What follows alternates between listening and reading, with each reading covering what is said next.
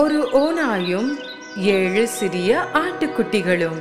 ஒரு காலத்தில் காடுகளின் ஒரு சிறிய குடிசையில் ஒரு தாயாடு மற்றும் அதன் சிறிய ஆட்டுக்குட்டிகள் மகிழ்ச்சியான வாழ்க்கையை வாழ்ந்தன. ஆட்டுக்குட்டிகள் மிகவும் அழகான பொம்மைகளைப் போல் இருந்தன. தாயாடு எல்லா தாய்மார்களையும் போலவே தனது குட்டிகளை மிகவும் நேசித்தது. காட்டில் உள்ள அனைத்து காட்டு மிருகங்களிடமிருந்தும் அவற்றை பாதுகாத்தது. ஒரு நாள் காட்டில் உணவை கண்டுபிடிப்பதற்காக வீட்டை விட்டு வெளியேறுவதற்கு முன்பு அது தனது ஆட்டுக்குட்டிகளை அழைத்தது. என் அன்புள்ள பிள்ளைகளா, நான் காட்டுக்கு செல்கிறேன். யார் வந்தாலும் கதவை திறக்க வேண்டாம். ஓநாய் வீட்டிற்கு வந்தால் அனைவரையும் சாப்பிட்டு விடும். அது தந்திரசாலி, மாறுவேடமிட்டு உங்களை முட்டாளாக்கும். நாங்கள் அதை எவ்வாறு அடையாளம் காண்போம்? ஓநாய்க்கு கணீர் குரல் உள்ளது. என் மகன்களுக்கு இனிமையான குரல். ஆகவே அதன் கடினமான குரலை நீங்கள் அடையாளம் காணலாம். தாயாடு வெளியேறும் போது ஒன்றை நினைத்து தன் ஆட்டுக்குட்டிகள் பக்கம் திரும்பியது. இன்னொரு விஷயம், ஓநாயின் கால்கள் கருப்பு, என்னுடையது வெண்மையானது. கால்களிலிருந்து நீங்கள் அடையாளம் காணலாம். கவலைப்படாதீர்கள் அம்மா, பாதுகாத்துக் கொள்ளுவோம். நீங்கள் எங்களை நம்பலாம். தாயாடு தனது ஆட்டுக்குட்டிகளுக்கு ஒவ்வொன்றாக முத்தமிட்டு காடுகளுக்கு சென்றது. ஓநாய் தூரத்தில் இருந்து அவர்களை பார்த்து கொண்டிருந்தது. தாயாடு வெளியேறுவதை கண்டதும் சிறிது நேரம் காத்திருந்தது. பின்னர் குடிசைக்கு முன்னால் வந்து கதவை தட்டியது.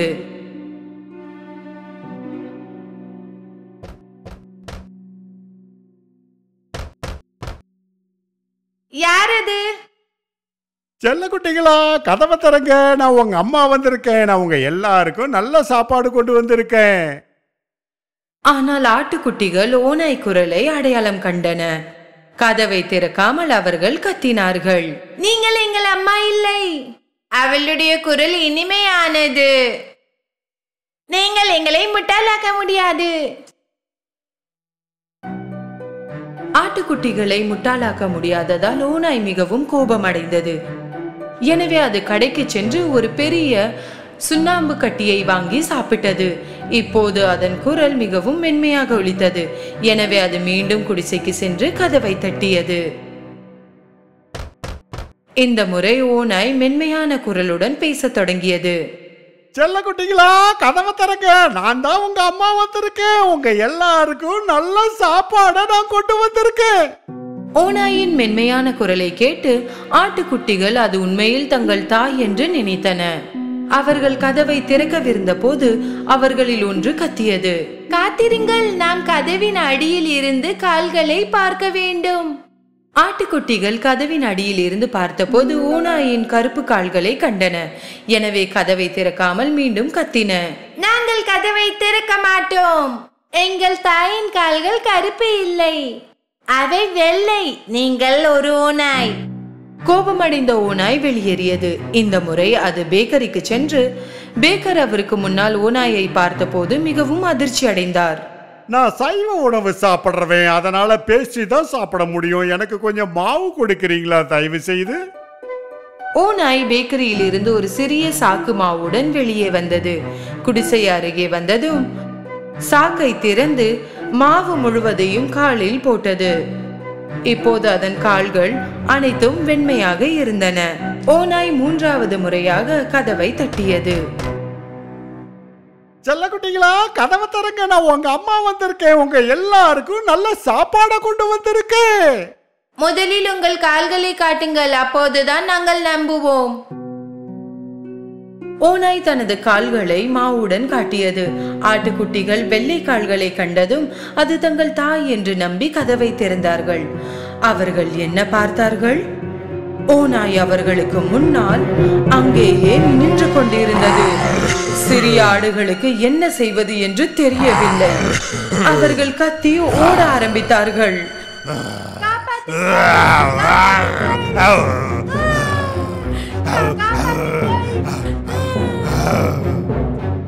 ஒரு குட்டி மேசைக்கு கீழே சென்றது. 2வது படுக்கைக்கு கீழ். 3வது புகைப்போக்கிக்குள் சென்றது. 4வது சமையல் அறைக்குள் ஒளிந்து கொண்டது. 5வது அலமாரிக்குள் வந்தது. 6வது திரைக்கு பின்னால் ஒளிந்தது. 7வது சுவரில் இருந்த மாபெரும் கடிகாரத்திற்குள் சென்றது. ஆனால் தந்திரசாலி ஓநாய் விரைவாக ஒவ்வொன்றாக மறைந்திருந்த இடத்திலிருந்து அனைத்தையும் பிடித்தது.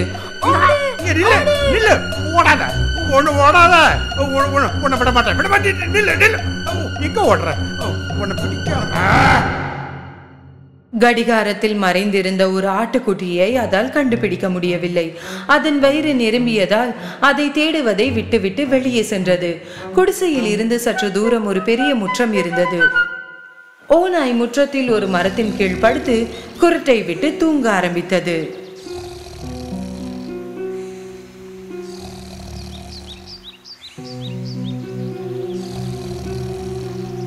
சிறிது நேரத்திற்கு பிறகு தாயாடு வீடு திரும்பியது. கதவை திறந்து பார்க்கும்போது ஏதோ மோசமான சம்பவம் நடந்ததை அறிந்து கத்த ஆரம்பித்தது.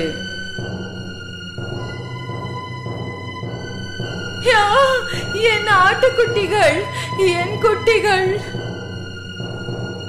வீட்டிற்குள் நுழைந்த போது அதிர்ச்சி அடைந்தது. மேஜைகள் மற்றும் நாற்காலிகள் அனைத்தும் தலைகீழாக இருந்தன. திரைசீலைகள் கிழிந்திருந்தன. படுக்கைகள் அனைத்தும் கசங்கி இருந்தன.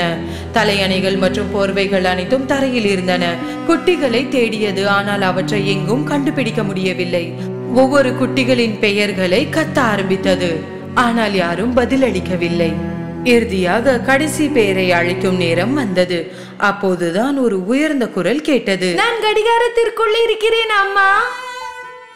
தாயாடு கடிகாரத்திற்கு ஓடி சென்று தனது குழந்தையை அங்கிருந்து வெளியே எடுத்தது. அம்மா ஆடு மற்றும் குட்டி கட்டிப்பிடித்தது. குட்டி அழுது கொண்டே கதை சொல்ல ஆரம்பித்தது. ஓநாய் மாறுவிடத்தில் வந்தது. அது நீங்கள் தான் என்று நினைத்து நாங்கள் கதவை திறந்தோம். அது அனைத்தையும் சாப்பிட்டு விட்டது.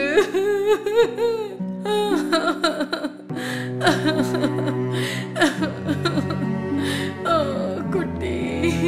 தாயாடு மிகவும் வருத்தமாக இருந்தது. குட்டிகளை நினைத்து அழுதது. அதன் குட்டிகளில் ஒன்றை மட்டுமே மீதமுள்ள நிலையில் வெளியே நடந்து முற்றத்தை நோக்கி செல்ல ஆரம்பித்தது. சிறிது நேரம் கழித்து ஓநாய் ஒரு மரத்தின் கீழ் தூங்குவதை கண்டது. அது மிகவும் மோசமாக குருட்டை விட்டு மரத்தின் கிளைகள் நடுங்கின. தாயாடு ஓநாயை சிறிது நேரம் கவனித்தது. அதன் வயிற்றிற்குள் ஏதோ அசைந்து கொண்டிருப்பதை அது உணர்ந்தது. கடவுளே, என் குட்டிகள் அந்த வயிற்றில் ஆடுகின்றன, உயிருடன் இருக்குமா? அதற்கு ஒரு திட்டம் இருந்தது. தன் குழந்தையின் பக்கம் திரும்பியது. வீட்டிற்கு ஓடி ஒரு ஊசி, நூல் மற்றும் கத்திரிக்கோலை கொண்டு வா. ஆட்டுக்குட்டி வீட்டிற்கு ஓடிக்கொண்டிருந்த போது தாயாடு தரையில் இருந்து 6 பெரிய பாறைகளை சேகரித்தது. சிறிது நேரம் கழித்து சிறிய ஆடு ஒரு ஊசி, நூல் மற்றும் பெரிய கத்திரிக்கோளுடன் வந்தது. தாயாடு கத்திரிக்கோளால் ஓநாயின் வயிற்றை திறந்தது. அது உடனே தன் சிறிய ஆடுகளில் ஒன்றை கண்டது. பின்னர் எல்லாம் வெளியே வந்தது. அவர்கள் அனைவரும் ஆரோக்கியமாக இருந்தனர். தாயாடு மகிழ்ச்சியில் தன்னை மறந்துவிட்டது. அனைத்து ஆட்டுக்குட்டிகளும் தங்கள் தாயை மகிழ்ச்சியுடன் அணைத்துக் கொண்டன.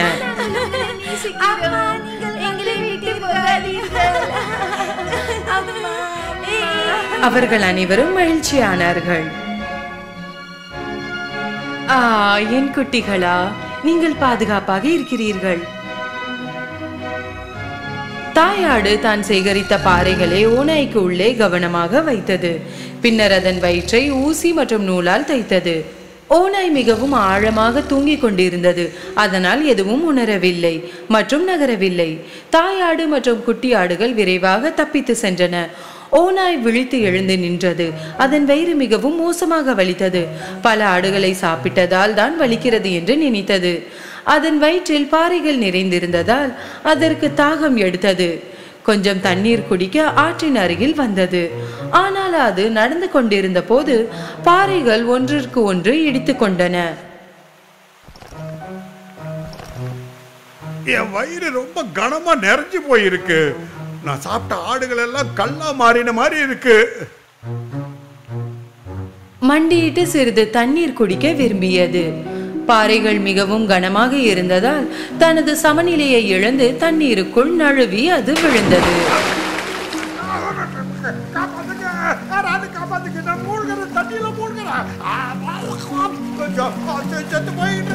உதவிக்காக கத்தியது. ஆனால் யாரும் உதவவில்லை. இனி பாறைகளின் எடையை தாங்க முடியாமல் ஆழமான நீருக்குள் சென்றது. என்ன நடந்தது என்று பார்த்ததும் தாயாடும் அதன் குட்டிகளும் ஆற்றிற்கு ஓடின.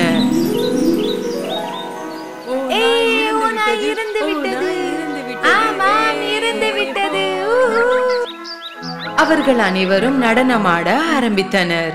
அன்று முதல் தாயாடு மற்றும் அதன் 7 ஆட்டுக்குட்டிகளும் காட்டில் தங்கள் குடிசையில் அமைதியான மற்றும் மகிழ்ச்சியான வாழ்க்கையை வாழ்ந்தன. ஒரு காலத்தில் ஒரு ஏழை விதவை பெண் தன் மகனுடன் வசித்து வந்தாள். அவளது மகன் ஜாக் எந்த வேலையும் செய்யவில்லை, ஏனெனில் அவன் மிகவும் சோம்பேறியான இளைஞன். அதனால்தான் அவர்களிடம் எந்த பணமும் இல்லாமல் இருந்தது. அம்மா, சாப்பிட ஏதாவது இருக்கா? எனக்கு பசிக்குது. கடந்து செல்லும் ஒவ்வொரு நாளிலும் அவர்கள் மேலும் ஏழையானார்கள். அதனால் அவர்கள் தங்கள் பசு மில்க் ஒயிட்டை விற்கும் கட்டாயத்திற்கு வந்தார்கள், ஏனெனில் அவர்களிடம் அதற்கு உணவளிக்க பணம் இல்லாமல் இருந்தது. ஜாக்கின் தாய் அதை மாட்டு சந்தைக்கு கொண்டு சென்று சிறந்த விலைக்கு விற்க சொன்னாள். அதனால் சாப்பிட கொஞ்சம் உணவு அவர்களுக்கு கிடைக்கும். சந்தைக்கு செல்லும் வழியில் ஜாக் ஒரு வித்தியாசமான தோற்றங்களை கொண்ட ஒரு முதியவரை சந்தித்தான். முதியவர் பசுவை பார்த்துவிட்டு ஜாக் பக்கம் திரும்பி கூறினார், வணக்கம் தம்பி, நீ எனக்கு இந்த மாட்டை கொடுத்தா அதுக்கு பதிலா உனக்கு மதிப்பு மிக்க பொருளை கொடுக்கறேன். இதை கேட்ட ஜாக் மிகவும் மகிழ்ச்சி அடைந்தான். முதியவர் தனது சட்டை பையிலிருந்து 5 அவரை விதையை எடுத்தார். அவரை விதையா? ஆனா இது மந்திர அவரை விதை. ஜாக் முதலில் அவரை நம்பவில்லை, ஆனால் அவர் வற்புறுத்தினார். இங்க பாரு இளைஞனே, நீ புத்திசாலி பையனா இருக்க.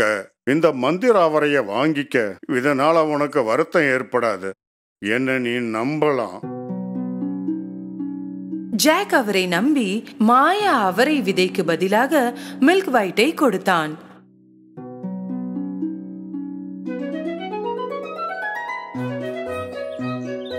பிறகு மகிழ்ச்சியோடு ஜாக் வீட்டிற்கு ஓடினான். அம்மா, நான் என்ன கொண்டு வந்திருக்கேன் பாருங்க. ஜாக் அவளிடம் மிகவும் உற்சாகமாக ஓடி வருவதை பார்த்து அவன் மாட்டை நல்ல விலைக்கு விற்றதாக அம்மா நினைத்தாள். ஆனால் பின்னர் ஜாக் அவளுக்கு மாய அவரை விதைகளை காட்டிய போது அவன் அம்மா கோபமடைந்தாள். மாய விதைகளை தோட்டத்தில் எரிந்துவிட்டு ஜாக்கை அவன் அறைக்குள் அனுப்பினாள். நான் வெளியே வர சொல்லும் வரை நீ உன் அறையிலிருந்து வெளியே வரக்கூடாது. இன்று இரவு உனக்கு இரவு உணவு இல்லை.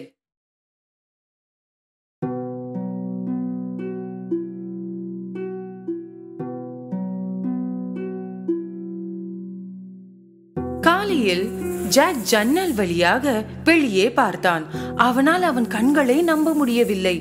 அவனது படுக்கை அறை ஜன்னலில் இருந்து ஒரு தண்டு மிகவும் வேகமாக வளர்வது அவனுக்கு தெரிந்தது. இது ஒரு மரமோ அல்லது ஒரு பெரிய பூவோ அல்ல, இது ஒரு அவரை கொடி. ஜாக் தனது ஜன்னலில் இருந்து அந்த ராட்சத அவரை கொடியில் குதித்தான். இலைகள் மற்றும் வளையங்களை போன்ற முறுக்கு கொடிகளை அவன் ஏணியாக பயன்படுத்தி அதில் மேல் ஏறத் தொடங்கினான். சிறிது நேரத்திற்கு பிறகு ஒரு வித்தியாசமான இடத்தில் அவன் தன்னை கண்டான்.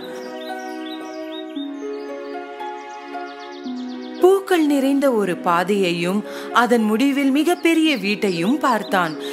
ஜாக் வீட்டிற்கு வந்து கதவை தட்டினான். ஒரு பெரிய ராட்சத பெண் பதிலளித்தாள். அது நான் சாப்பிட்றதுக்கு ஏதாவது உங்ககிட்ட இருக்கா? ஆம், இருக்கிறது. ஆனால் என் கணவர் வருவதற்கு முன் இங்கிருந்து போக வேண்டும். இல்லை என்றால் அவர் சிறு குழந்தைகளை சாப்பிட்டு விடுவார். ஜாக் சற்று பயந்து விட்டான். ஆனால் அவன் மிகவும் பசியாக இருந்தான். அவன் சாப்பிட மேஜையில் உட்கார போகும்போது ஆழ்ந்த குரலுடன் யாரோ வெளியே பேசுவதை கேட்டான். வருகிறது வருகிறது வருகிறது, ஒரு குழந்தையின் வாசனை இங்கே வருகிறது. சமைத்ததோ சமைக்காததோ எதுவாயிருந்தாலும் எனக்கு மிகவும் பிடிக்கும். என் உணவை கண்டுபிடித்து விடுவேன். அந்த ராட்சத பெண் ஜாக்கை அழைத்தாள். உடனே அடுப்பில் மறைந்து கொள். ஜாக் உடனே போய் அடுப்பில் ஒளிந்து கொண்டான். அந்த பெரிய ராட்சதன் சமையல் அறைக்குள் சென்று முகர ஆரம்பித்தான். இங்கே ஒரு குழந்தையின் மனம் வருகிறது. அன்பே, என்ன கூறுகிறீர்கள்? நான் நேற்று பூனைக்கு வைத்ததை நீங்கள் முகர்கிறீர்கள். தனது இரவு உணவை முடித்த பிறகு ராட்சதன் தனது தங்கத்தை எண்ணத் தொடங்கினான்.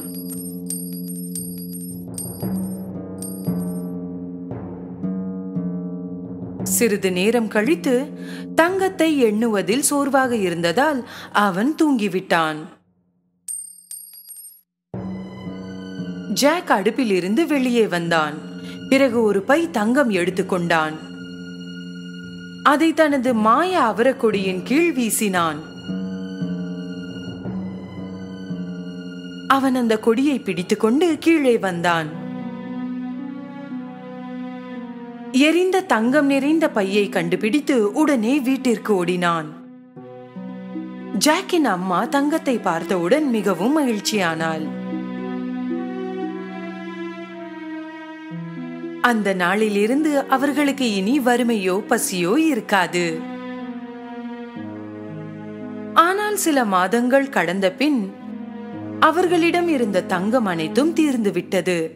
வேறு வழி இல்லாமல் ஜாக் அவரை கொடியில் ஏறி ராட்சதனின் வீட்டிற்கு சென்றான். ராட்சதனின் மனைவி இந்த முறை அவனை பார்த்து கொஞ்சம் சந்தேகப்பட்டாள். போன முறை நீ வந்தபோது எங்கள் தங்கம் காணவில்லை. ஆனால் அந்த சிறுவனை பார்த்து பரிதாபப்பட்டு அவனை உள்ளே அழைத்தாள். சிறிது நேரத்திற்கு பிறகு ராட்சதன் வீட்டிற்கு வந்தான். வருகிறது வருகிறது வருகிறது. ஒரு குழந்தையின் வாசனை இங்கே வருகிறது. சமைத்ததோ சமைக்காததோ எதுவாயிருந்தாலும் எனக்கு மிகவும் பிடிக்கும்.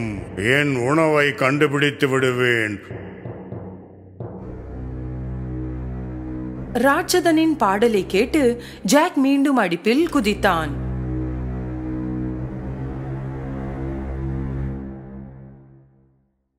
இரவு உணவை முடித்த பிறகு ராட்சதன் தனது கோழியை கொண்டு வரும்படி மனைவியிடம் கேட்டான். அவனது மனைவி கோழியை கொண்டு வந்தபோது கோழியை ஒரு முட்டையிடுமாறு கட்டளையிட்டான். ஜாக் மிகவும் ஆச்சரியப்பட்டான். கோழி ஒரு தங்க முட்டையை இட்டது. ராட்சதன் ஓய்வெடுக்க தனது அறைக்கு போன பிறகு ஜாக் அடுப்பில் இருந்து வெளியே வந்து கோழியை எடுத்துக்கொண்டு அவரை கொடியின் கீழே வந்தான். தங்க முட்டையால் ஜாக் மற்றும் அவன் அம்மா மீண்டும் செல்வந்தர்களானார்கள். ஆனால் பின்னர் ஜாக் தனது அதிர்ஷ்டத்தை மீண்டும் முயற்சிக்க முடிவு செய்தான். மாய அவரக்கொடியில் ஏறத் தொடங்கினான். இந்த முறை ராட்சதனின் மனைவிக்கு தென்படாமல் வீட்டிற்குள் சென்று ஒரு பெரிய செப்பு பானையில் மறைந்து கொண்டான். சிறிது நேரம் கழித்து ராட்சதன் வீட்டிற்கு வந்தான். வருகிறது வருகிறது வருகிறது.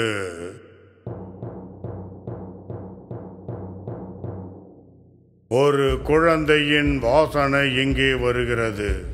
சமைத்ததோ சமைக்காததோ எதுவாயிருந்தாலும் போதும். நான் என் உணவை கண்டுபிடித்தே தீருவேன். இந்த முறை ராட்சதனின் மனைவி ஜாக் பிடிபட வேண்டும் என்று முடிவு செய்தாள். இங்கு ஒரு குழந்தை இருந்தால் அது அடுப்பில் இருக்க வேண்டும். ஆனால் ஜாக் இந்த முறை வேறு இடத்தில் மறைந்து இருந்தான். ராட்சதன் மற்றும் அவன் மனைவி ஜாக்கை கண்டுபிடிப்பதில் உறுதியாக இருந்தனர். ஆனால் அவர்கள் வீட்டில் எல்லா இடங்களிலும் தேடியும் அவர்களால் அவனை கண்டுபிடிக்க முடியவில்லை. இரவு உணவிற்கு பிறகு ராட்சதன் ஒரு தங்க யாழை மேசையில் வைத்தான். வாசிக்க அவன் உத்தரவிட்டான்.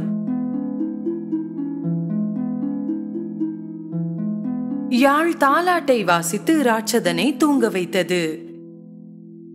உலகில் வேறு எதையும் விட இந்த வீணைதான் வேண்டும் என்று அப்போது ஜாக் நினைத்தான். அதற்காக அவன் தூங்கும் ராட்சதனின் முழங்காலில் ஏறி மேசையில் இருக்கும் யாழை நோக்கி குதித்தான். ஆனால் உண்மையில் எதிர்பாராத ஒன்று நடந்தது. காப்பாற்றுங்கள்! யாழ் கத்தியது. ஜாக் முதுகில் யாழுடன் மேசையிலிருந்து கீழே குதித்தான். ராட்சதன் விழித்தெழுந்து அவனுக்கு பின்னால் ஓட ஆரம்பித்தான். ஜாக் தன்னால் முடிந்தவரை வேகமாக கொடியை பிடித்து கீழே சரிய ஆரம்பித்தான். ராட்சதனும் பின்தொடர்ந்தான். ஜாக் வீட்டை அடைந்ததும் தனது தாயை அழைத்தான். அம்மா, சீக்கிரம் வாங்க, கோடரியும் கொண்டு வாங்க.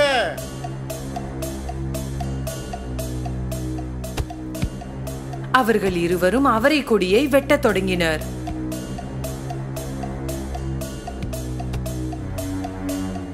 இறுதியாக அவரை கொடி மற்றும் அந்த ராட்சதன் மிகுந்த சத்தத்துடன் தரையில் விழுந்தன. இவர்கள் இருவரும் ராட்சதனிடமிருந்து பாதுகாப்பாக இருந்தனர். கடவுளே, பாதுகாப்பா இருக்கும்.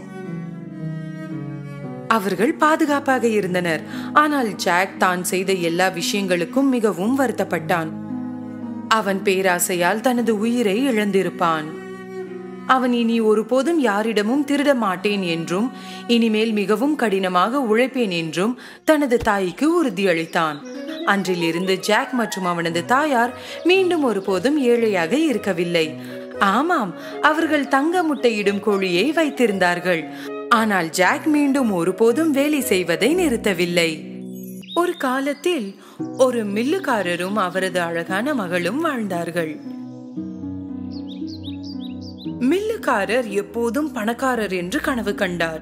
அதனால் ஒன்றுதான் செய்வார், சுற்றி உள்ளவர்களிடம் பொய் சொல்வார். மில்லுக்காரரின் இந்த கதை ராஜாவுக்கு சென்றது.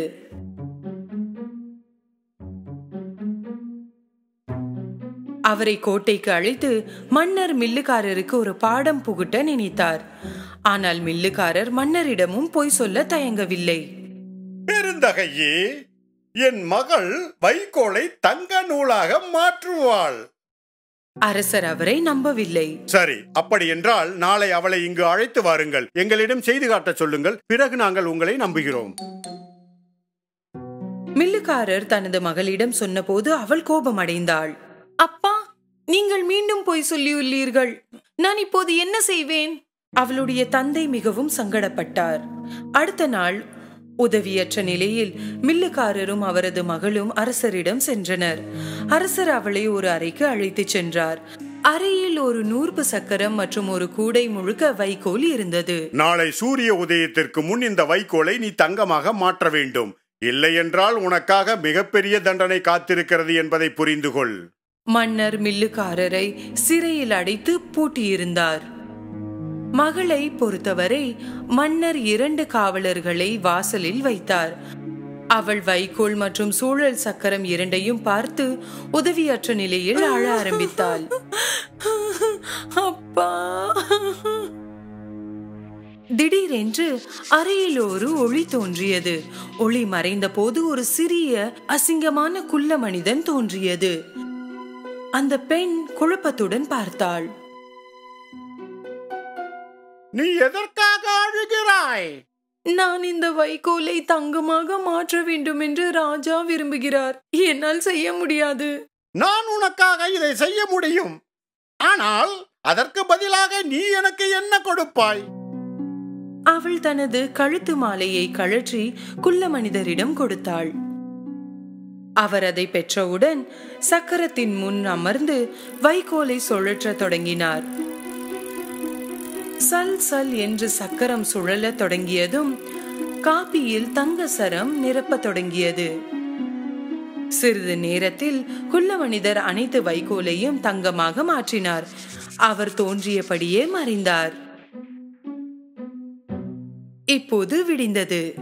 ராஜா அறைக்குள் நுழைந்ததும் காப்பியை பார்த்ததும் ஆச்சரியப்பட்டார்.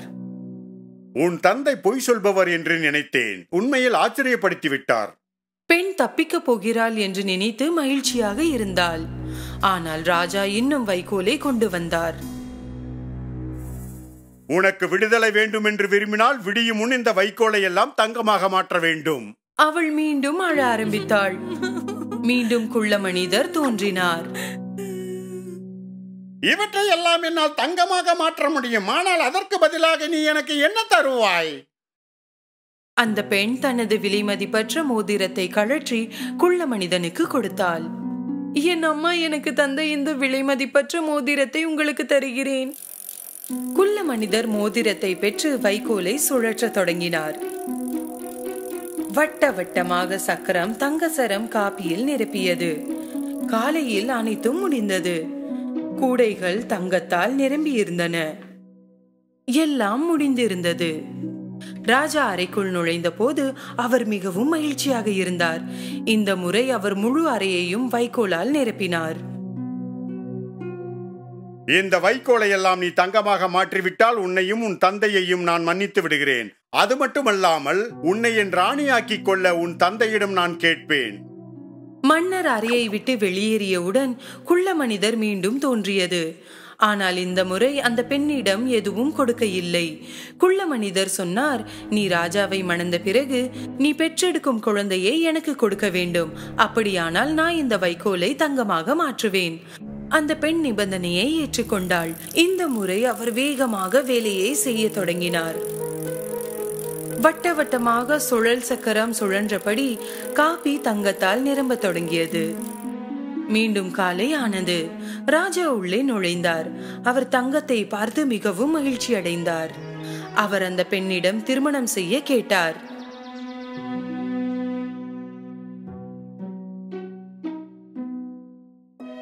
அவள் இப்போது ராணியானாள். சிறிது காலம் கழித்து ராணிக்கு ஒரு குழந்தை பிறந்தது. ஒரு நாள் ராணி தன் குழந்தையை தூங்க வைக்கும் போது குள்ள மனிதன் தோன்றியது. நீ எனக்கு கொடுத்த வாக்கை மறந்து விட்டாயா? இல்லை, மறக்கவில்லை. ஆனால் என் குழந்தையை விட்டு விடுங்கள். அந்த குள்ள மனிதர் ராணி மேல் வருத்தப்பட்டு அவளுக்கு ஒரு வாய்ப்பு கொடுத்தது. 3 நாட்களில் எனது பெயர் என்ன என்பதை நீ கண்டுபிடித்து விட்டால் உன் குழந்தையை நீ வைத்துக் கொள்ளலாம். குள்ள மனிதர் மறைந்ததும் ராணி யோசிக்க ஆரம்பித்தாள். அவள் காவலரை அழைத்து நாட்டில் உள்ள அனைத்து பெயர்களின் பட்டியலையும் கொடுக்க சொன்னாள்.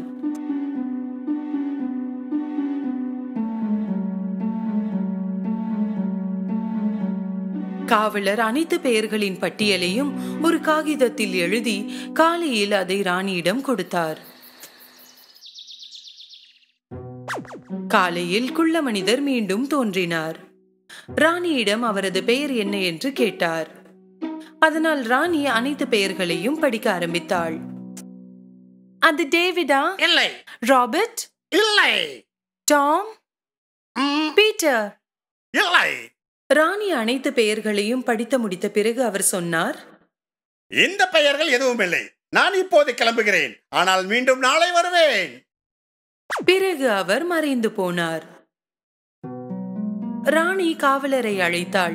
இந்த முறை அண்டை ராஜ்யங்களில் உள்ள அனைத்து பெயர்களின் பட்டியலையும் கேட்டாள்.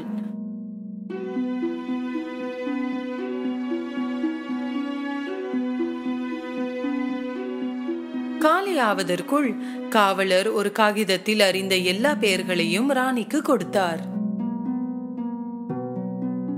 சூரியன் உதித்த போது அவர் மீண்டும் தோன்றினார். ஆமாம், என் பெயரை கண்டுபிடித்து விட்டாயா? பால்டசர்? இல்லை. ஹன்ஸ்? இல்லை. முஸ்தபா? இல்லை. குஸ்டவ்?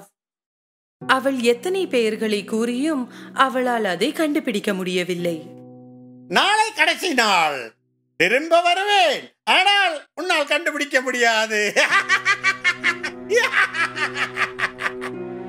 அவர் மீண்டும் மறைந்தார். ராணி காவலரை அழைத்தாள். இந்த முறை அவர்களை அதிக நாடுகளுக்கு சென்று அதிக பெயர்களை பெற சொன்னாள்.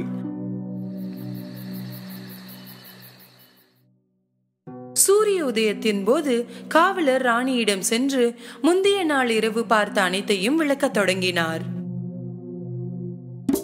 ஒரு காட்டில் ஒரு சிறிய வீட்டை கண்டேன். அங்கே பேசும் மரங்கள் இருந்தன. அங்கு ஒரு குள்ள மனிதர் நெருப்பை மூட்டி அதை சுற்றி வந்து ஒரு பாடலை குதித்து பாடிக்கொண்டிருந்தார். குழந்தை குழந்தை எனது சூரிய ஒளியாய் மிளிர்வாள், இத்தருணத்திற்காக காத்திருந்தேன். என் பெயரோ ரம்பல்ஸ்டில்ஸ்கின். ராணி இதையெல்லாம் கேட்டு மிகவும் மகிழ்ச்சி அடைந்தாள். காலையானதும் அவர் மீண்டும் தோன்றினார். ராணியிடம் அவரது பெயர் என்ன என்று கேட்டபோது ராணி அவர் பெயரை அறியாதது போலவும் வெவ்வேறு பெயர்களை சொல்லத் தொடங்கினாள். தலையை ஆட்டிக்கொண்டு குள்ள மனிதர் இல்லை என்று பதிலளித்தார். ராணி தவறான பதில்களை சொல்ல சொல்ல அவர் மகிழ்ச்சியாக இருந்தார்.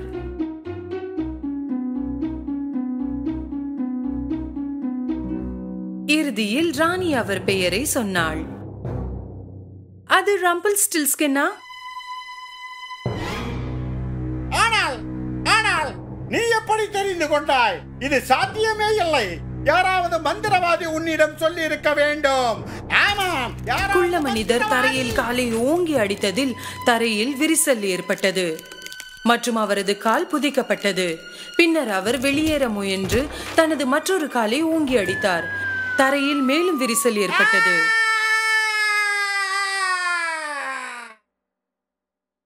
அவர் கீழே சென்றார். கடைசியில் ராணி பேராசை கொண்ட குள்ள மனிதரிடமிருந்து விடுபட்டாள்.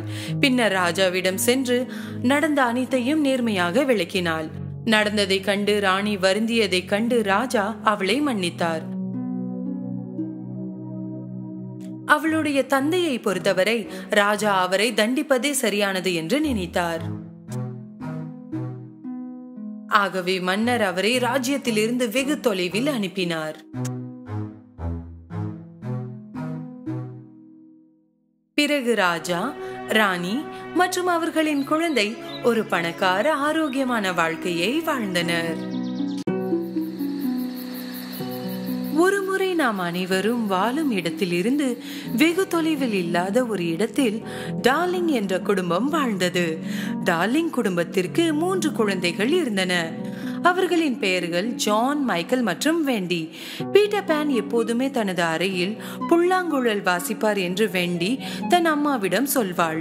அவள் கற்பனை செய்கிறாள் என்று அம்மா எப்போதுமே சொல்வாள்.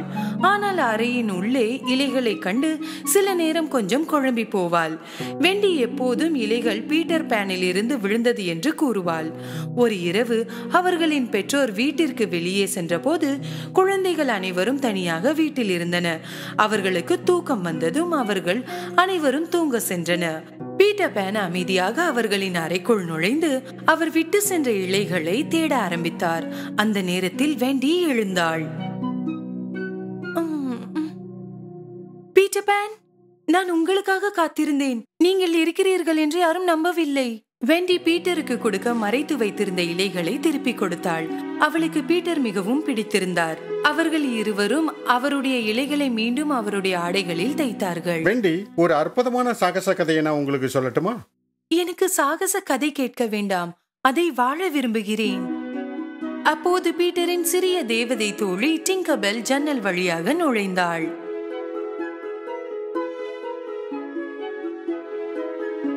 எனக்கு தெரியும், நீ இங்கேதான் இருப்பாய் என்று. நான் இல்லாமல் ஒரு புதிய சாகசத்திற்கு நீ வந்து விட்டாயா?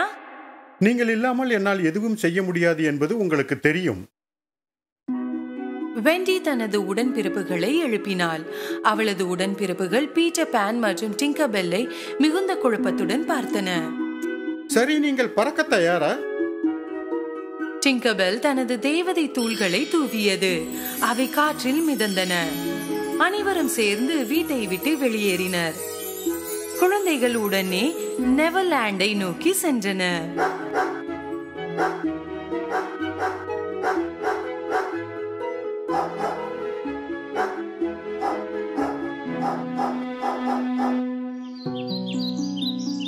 ஒரு நீண்ட பயணத்திற்கு பிறகு அவர்கள் நெவர்லாண்டிற்கு வந்தார்கள்.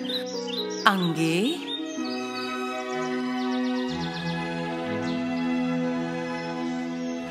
கடல் கன்னிகள், காட்டு விலங்குகள், சிகப்பு இந்தியர்கள், கடற்கொள்ளையர்கள் மற்றும் காணாமல் போன சிறுவர்கள் இருந்தன. அவர்களில் கேப்டன் ஹூக் என்று அழைக்கப்படும் மிகவும் ஆபத்தானவரும் இருந்தார். கேப்டன் ஹூக் பீட்டர் பேனின் எதிரி. இதற்கு காரணம் என்னவென்றால் அவர்கள் சண்டையிட்டு கொண்டிருந்த போது ஒருமுறை பீட்டர் அவரது கையை வெட்டிவிட்டான். பிறகு அதை ஒரு பெரிய முதலை சாப்பிட்டு விட்டது. அந்த கையுடன் கடிகாரத்தையும் விழுங்கியது. இதனால் முதலை எப்போதும் ஒரு டிக்டாக் சத்தம் போட்டுக்கொண்டே இருக்கும். அந்த சத்தத்தால் கேப்டன் ஹூக்குக்கு முதலை அருகில் இருக்கிறது தெரிந்துவிடும். கப்பலில் இருந்து தனது தொலைநோக்கியால் பார்த்தபோது கேப்டன் ஹூக் பீட்டர் பான் மற்றும் குழந்தைகளை ஒரு மலையின் உச்சியில் இருந்து தன்னை பார்ப்பதை பார்த்தார்.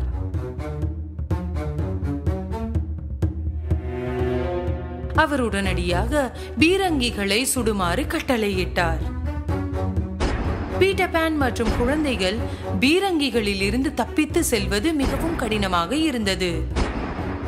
டிங்கர்பெல், நீ குழந்தைகளை பாதுகாப்பான இடத்திற்கு அழைத்துச் செல். நான் ஹூக்கை கவனிக்கிறேன். டிங்கர்பெல் வெண்டி மீது பொறாமைப்பட்டாள். எனவே அவளை பீட்டர் பானிடம் இருந்து விலக்கி வைக்க விரும்பினாள். சில காரணங்களை சொல்லி அவள் வெண்டியை மலையில் விட்டுவிட்டு ஜென் மற்றும் மைக்கேலை கடற்கரையில் ஒரு பாதுகாப்பான இடத்திற்கு அழைத்து வந்தாள். தீவில் வாழ்ந்த தொலைந்து போன சிறுவர்கள் வெண்டியை தூரத்தில் இருந்தே பார்த்தனர். அவள் எதிரி என்று நினைத்து அவர்கள் அவளை காயப்படுத்தினர். அப்போது பீட்டர் பான் கேப்டன் ஹூக்குடன் சண்டையிட்டுக் கொண்டிருந்தான். ஆனால் திடீரென மீண்டும் தோன்றிய முதலையை பார்த்து ஹூக் பயத்தில் ஓடிவிட்டார்.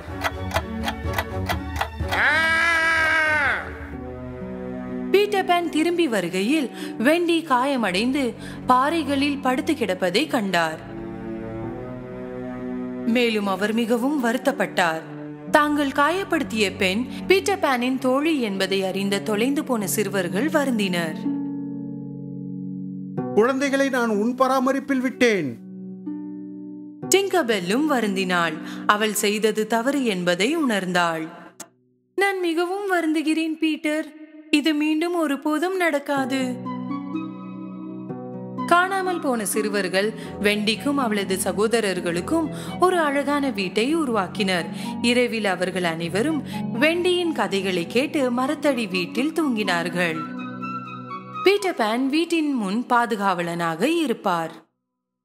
ஒரு நாள் அவர்கள் பாறைகளில் ஓய்வெடுத்துக் கொண்டிருந்த போது கடற்கொள்ளையர்கள் நெருங்கி வருவதை கண்டார்கள். அவர்கள் சிகப்பு இந்திய தலைவரின் மகளை பிணை கைதியாக அழைத்து சென்றனர். முதல்வரின் மகளை காப்பாற்ற பீட்டர் பான் மற்றும் சிறுவர்கள் பின்தொடர்ந்தனர். அவர்களுக்கிடையே பெரிய சண்டை ஏற்பட்டது. இறுதியில் அவர்கள் மகளை காப்பாற்றி முதல்வரிடம் அழைத்து வந்தனர். அந்த நாளுக்கு பிறகு சிகப்பு இந்தியர்கள் பீட்டர் பான் மற்றும் தொலைந்த சிறுவர்கள் நண்பர்களானார்கள். சிறுவர்களை பாதுகாக்க பீட்டர் பான் கட்டளையின்படி தலைவர் தனது 2 சிறந்த மனிதர்களை உத்தரவிட்டார். கேப்டன் ஹூக் இதை பற்றி அறிந்து கோபமடைந்தார். ஒரு நாள் நான் உன்னை தோற்கடிப்பேன் பீட்டர் பான். உன்னால் கண்டிப்பாக தப்பிக்க முடியாது. ஒரு நாள் வெண்டி தனது குடும்பத்தின் கதையை சொல்ல தொடங்கிய போது பீட்டர் அவளும் அவளுடைய சகோதரர்களும் தங்கள் வீட்டை நினைத்து எவ்வளவு ஏங்குகிறார்கள் என்பதை உணர்ந்தார். எனவே அவர்கள் விரும்பினால் அவர்கள் திரும்பி செல்லலாம் என்று அவர் சொன்னார். ஆனால் அவர் தங்க விரும்புகிறார் என்று சொன்னார். நீண்ட பயணத்திற்காக அவர்கள் அனைவரும் தயாராகி கொண்டிருந்த போது அவர்கள் கடற்கொள்ளையர்களால் தாக்கப்பட்டனர். கடற்கொள்ளையர்கள் சிறுவர்களை பிடித்து சிகப்பு இந்தியர்களுக்கு ஒரு பொறியை அமைத்து அவர்களை கைப்பற்றினர். சிறுவர்களுக்கு என்ன நடந்தது என்று தெரியாமல் பீட்டர் பான் வீட்டில் தூங்கிக் கொண்டிருந்தார். கேப்டன் ஹூக் அவர் தூங்குவதை கண்டார். ஆனால் பீட்டர் பானின் மரம் வீட்டின் கதவை திறக்க முடியவில்லை.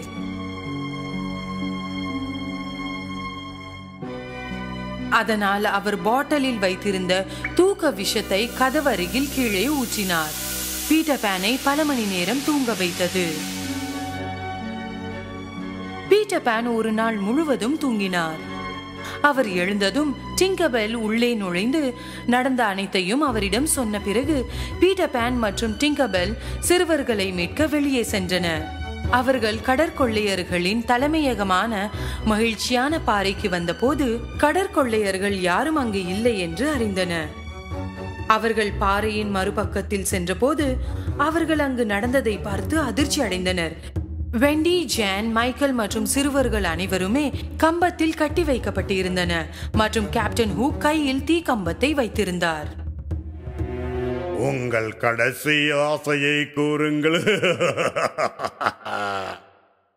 அவர்களின் மூத்தவளான வெண்டி பேச ஆரம்பித்த போது, அன்பான நண்பர்களே, உங்களிடம் எனது கடைசி வார்த்தைகள் உங்கள் அம்மா இங்கிருந்தால் சொல்லி இருக்கும் வார்த்தைகளாக இருக்கும். பயப்பட வேண்டாம். உங்கள் மரணத்தை எதிர்கொள்ள தைரியமாக இருக்க வேண்டும். பயப்பட வேண்டாம். இரக்கம் எப்போதும் வெல்லும். எப்போதும். வெண்டியின் வார்த்தைகளை கேட்டு கேப்டன் ஹூக் கோபம் அடைந்தார். எனவே அவர் அவளை படகில் அழைத்து வந்து பெரிய கம்பத்தில் கட்டினார். இப்போது சிறுவர்களை காப்பாற்ற பீட்டர் பான் மற்றும் டிங்கர்பெல் வந்தார்கள். அதே நேரத்தில் சிகப்பு இந்தியர்களும் அவர்களது முதல்வரும் உதவ முன் வந்தனர். இது பீட்டர் பானை மிகவும் சந்தோஷப்படுத்தியது. ஏனென்றால் அவர்களின் உதவியுடன் அவர்கள் சிறுவர்களை மீட்டனர். வெண்டியை மீட்கும் நேரம் வந்தது. பீட்டர் பான் மற்றும் காணாமல் போன சிறுவர்கள் கேப்டன் ஹூக்கின் கப்பலில் ஏறினர். அங்கு ஒரு சில கடற்கொள்ளையர்கள் மட்டுமே இருந்தனர். அவர்கள் தாக்கப்படுவார்கள் என்பதை அறிந்ததும் அவர்கள் கப்பலில் இருந்து கீழே குதித்தனர். எங்கும் மறைய முடியாத ஹூக், சரணடைந்து விடு. பீட்டர் பான் மற்றும் சிறுவர்கள் கேப்டன் ஹூக்கை நோக்கி சென்று அவரை பின்னோக்கி நடக்க தள்ளினர். திடீரென்று அவர் ஒரு சத்தம் கேட்டார். அவர் மிகவும் பயப்படும் ஒரு சத்தம்.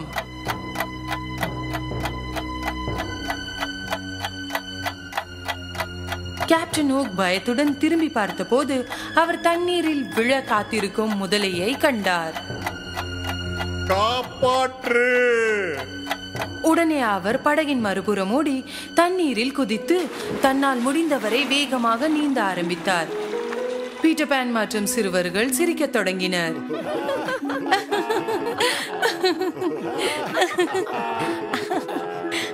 அந்த தருணத்தில் இருந்து ஹூக்கின் கப்பல் தொலைந்த சிறுவர்களுக்கு சொந்தமானது மற்றும் அவர்களின் கேப்டன் பீட்டர் பான். உங்கள் உத்தரவுக்கு குழு தயாராக உள்ளது கேப்டன். பயணத்தை தொடங்கலாம். சிறுவர்கள் கயிறுகளை அவிழ்த்தார்கள். படகின் பாய் விரிந்தது. டிங்கர்பெல், எங்களை பறக்க வை. டார்லிங் குடும்பத்தின் வீட்டிற்கு அழைத்துச் செல். இதை கேட்டு குழந்தைகள் மிகவும் மகிழ்ச்சி அடைந்தன. வெண்டி, ஜான் மற்றும் மைக்கேல் அவர்கள் பெற்றோருடன் மீண்டும் ஒன்றிணைய போகிறார்கள். டிங்கர்பெல் தேவதை தூளை தூவிய போது திடீரென்று கப்பல் மிதந்து வானத்தில் பறக்க தொடங்கியது. வெண்டி வீட்டிற்கு வந்து பீட்டர் பான், டிங்கர்பெல் மற்றும் நெவர்லாண்ட் பற்றி பெற்றோரிடம் சொல்ல உற்சாகமாக இருந்தாள். அன்று முதல் நெவர்லாண்ட் அவர்களின் இரண்டாவது வீடாகவும் அவர்களின் சிறந்த நண்பராக பீட்டர் பானும் இருந்தார்.